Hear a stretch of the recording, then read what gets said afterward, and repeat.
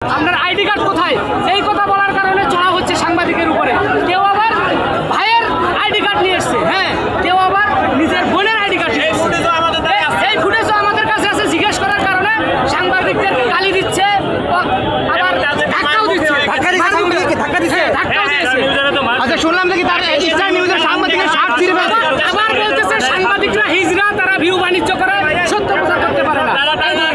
Okay fine, ঠিক আছে, আমরা টাকার বিনিময়ে নাকি সব করে সাংবাদিকরা। কিছু লাগবে না, সব বাদ দেন।